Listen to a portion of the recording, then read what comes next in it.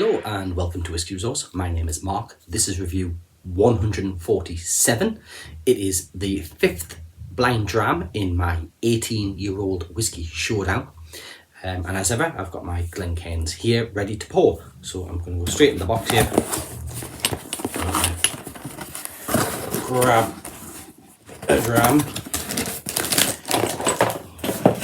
Box on the floor. Water's ready to go. Hats on my head, ready to pour put the bottle into. As ever, I'm going to stick with the double pour method with water. Then pop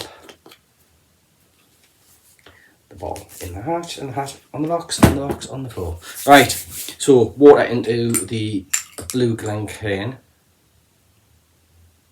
3 drops. That's 4 drops, 6 drops. So we'll leave that to breathe. So, if you haven't watched my previous reviews, standings so far, in number 1 we have the Annock 18. In second place we have the Glenfiddich 18. In third place we have the Kalila 18. And coming up last we have the Glen Scotia 18, which is just a shock. Because I'm a Glen Scotia fan, I enjoy their whiskies, and the 18 is quite frankly disappointing. Never mind. So, in the box, there's a whole variety of 18-year-old whiskies. I can't remember half of what's in there. Some of them are purchased from Master of Malt. Others are full bottles I've opened. I've poured a sample into the bottle, miniature bottle. I've also had dram swaps from people, as well as miniatures that I bought myself, and I've put a little bit into a sample bottle for this purpose. So I think all in, there's about 20 18-year-olds. There's also, I forgot to mention this from day one, I've put in there a sly non-18-year-old whiskey, which may get pulled out of the box there. So I'm not going to say what that whiskey is, but there's something else in there that's not 18-year-old, but is a bit of a deception because it's close enough to be an 18-year-old to fool. But we'll see, because it might be an easy one to detect. Right, on to this one. What have we got on the nose? Well, that's peaty. It's quite aromatic. It's spicy.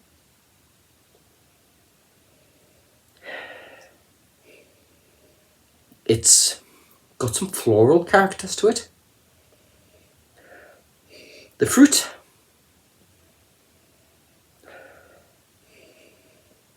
well, I'm cutting the fruit in a moment because what I'm getting now is a bit of minerality,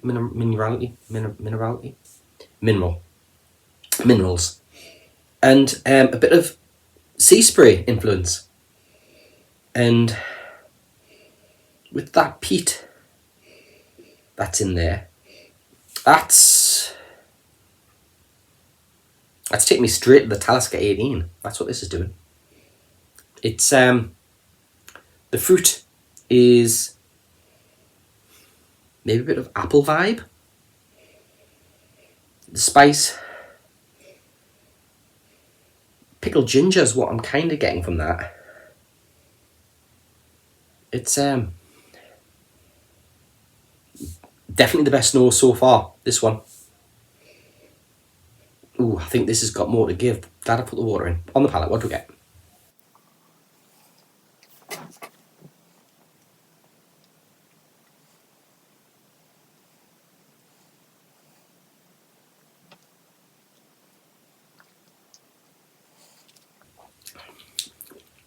Okay, so it starts initially sweet, but that sweet then develops into a dry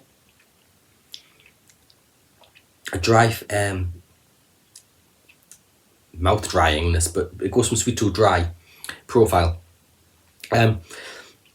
There's initial earthiness of peat, which then starts to give over to smoke, and that smoke isn't too intense. The initial peat is stronger than the smoke, but the smoke carries on through the whole thing. There's a little bit of fruitiness there, some tingly fruity elements, which transition into oakiness.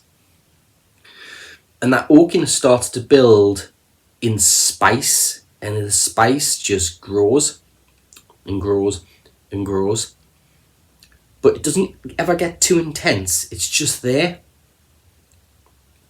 The finish is really long. That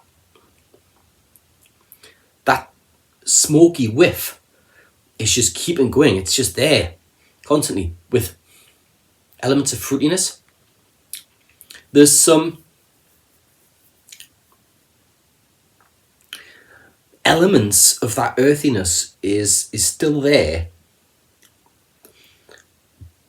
but it's kind of got a dank dunnage quality to it,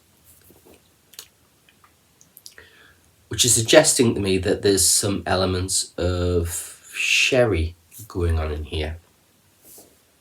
I can't really get that on the nose. On the nose, no. If I'd have said what type of cask this has come from, I'd have said it was something a little bit more exotic, beyond a bourbon or a sherry, which could suggest it's both of those two, bourbon and sherry. But it's an interesting one. On the palate again.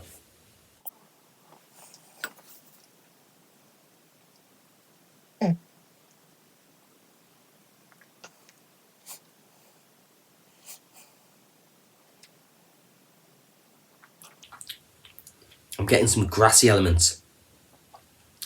Hay and grass. Not freshly cut grass, a dry grass. That's maybe been smoked a bit. So somebody's put a fire too close on the ground to some grass, and it's maybe charred a bit. And there's dry hay amongst that. There's honey. The texture is quite syrupy. It's not necessarily creamy, but it's got a thickness to it.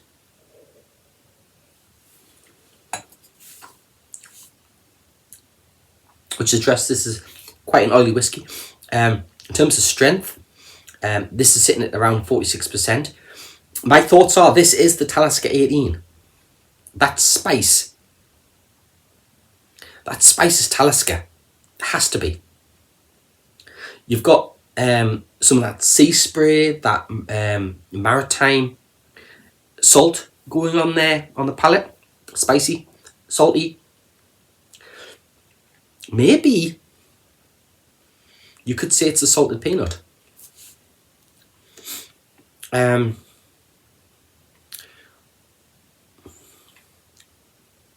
It does dry the tongue,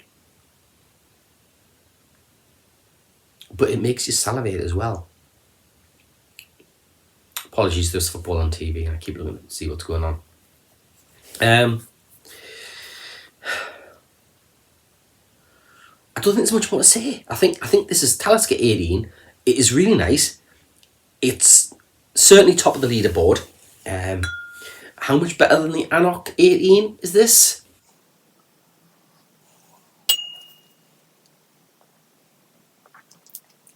I would buy a bottle of this. Definitely buy a bottle of this. The Anok, I wouldn't have bought a bottle of, but I would this one. This is. It's very well controlled. The oak isn't overly intense. Can I tell that it's 18-year-old versus the 12, or the 10 rather? The 10's really spicy. This isn't quite as spicy as the 10. I'll probably pitch this at about the same level of spice as maybe the Talisker Sky, between the Sky and the 10.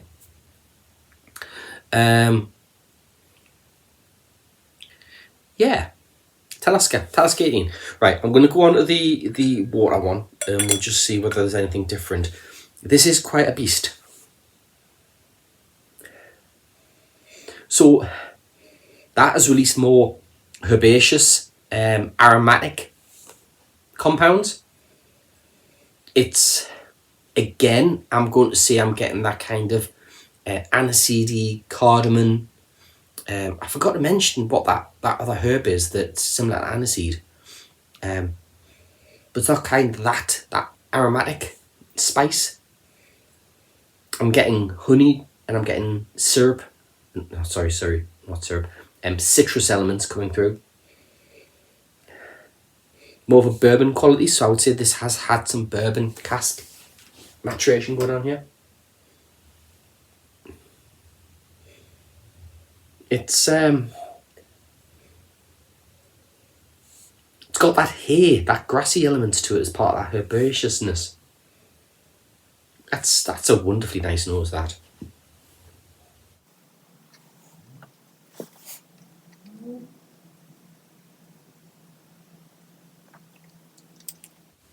It's brought out more spice, if that was possible. It's brought out a bit of sherbet quality to it. Maybe I'm getting orchard fruits now. Maybe those apples are there on the palate. It is got a creamy element now to it. It's slightly less drying, more peppery.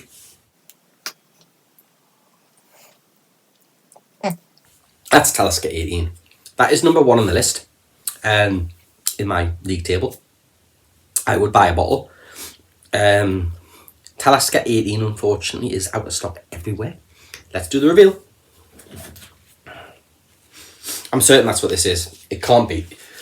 This can't be anything else. And if this is, I hereby resign from doing whiskey reviews, and I will join the... I'll become a monk.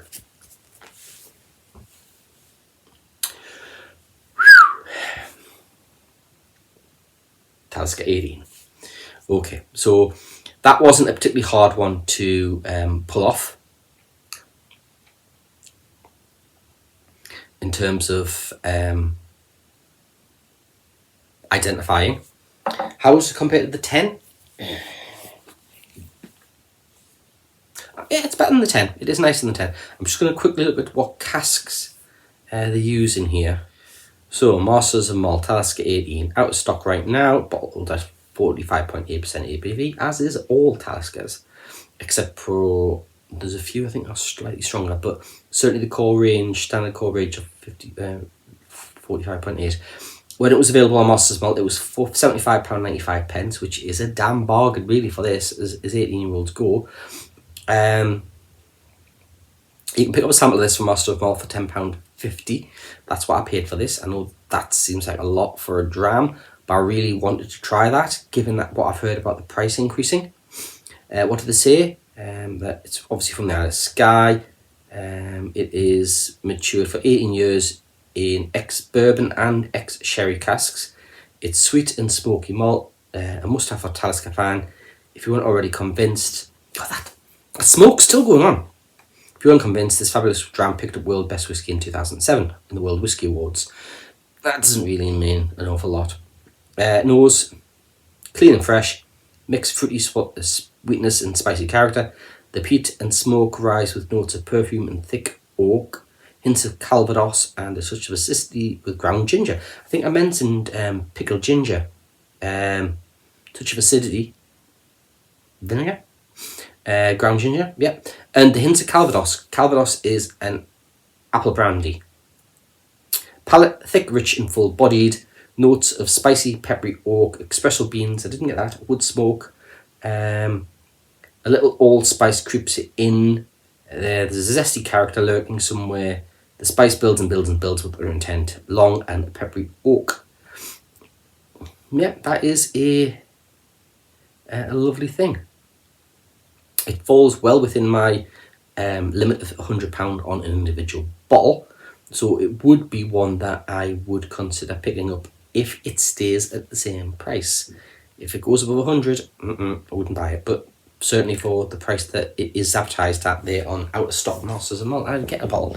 Well, it took 5 drams before I was able to pick one out. But then there was 4 less drams in the box. So it was inevitable that was going to happen, wasn't it? Later.